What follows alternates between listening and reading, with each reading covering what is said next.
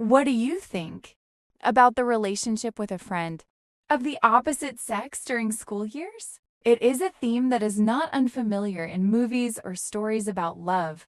It is a wonderful thing that everyone wants to have in their life. Imagine if there was someone who always accompanied you from childhood to adulthood, always by your side, always caring and sharing joys and sorrows together. Above all, they would be the person who understands you best without needing to say anything. That person will always know what you want. Sounds wonderful, doesn't it? I feel the same way. He's a lovely boy. I live in the same village as him. We attended kindergarten together, but we didn't know of each other's existence until we started playing together in elementary school. He's an active, dynamic, and very friendly boy.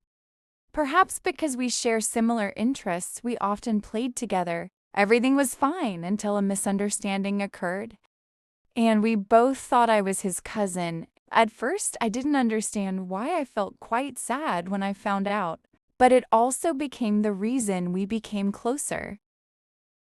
A relationship that seems simple but gradually becomes incredibly ambiguous and special to me. From that moment, from two ordinary friends, I suddenly felt closer to him.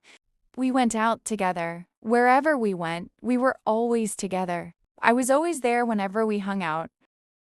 Even when we reached middle school, we still attended the same class and even became closer than before. Throughout the time I played with him, because he was quite good, from a well-off family, friendly, with a good-looking appearance and impressive height, there were always many girls around him, but I always felt that he treated me differently from the other girls. The way he treated me was never distant, maintaining a boundary between boys and girls, never leaving me behind, and he always made sure I wasn't at a disadvantage. We understood each other to the point that sometimes just looking into each other's eyes or expressions was enough to understand each other's thoughts without needing to say anything. However, he still accepted the feelings of a few girls. Each time that happened, I felt quite bad. I always wanted him to end those relationships. And in reality, his relationships with those girls usually didn't last long. Only about a few weeks or 1 to 2 months at most. Meanwhile, our relationship never wavered or changed after those times.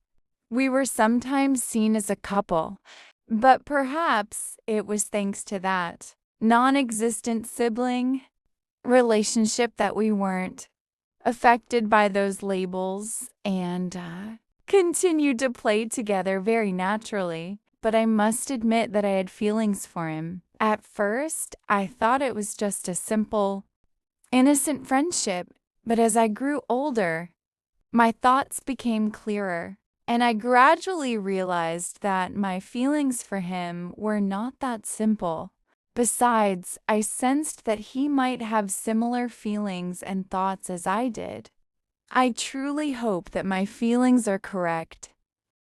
Throughout those years, I remained close to him, maintaining that mysterious relationship. Although there were times I wanted to express my true feelings, I couldn't. It's quite funny that I could share all my secrets with him, yet I couldn't say the one thing I wanted to say the most.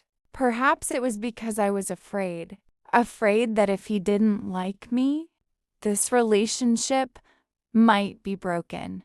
Or maybe I wasn't mature enough to be sure about my feelings. And above all, I was afraid I wasn't worthy of him. If I couldn't take it further, I truly wanted to maintain this relationship forever. But of course, the most beautiful memories in everyone's mind will always stop at some point in the past. That time has come during one of the most important exams of my life. I thought we could spend more time together, studying for the entrance exam to a school in the region. However, the truth is always cruel.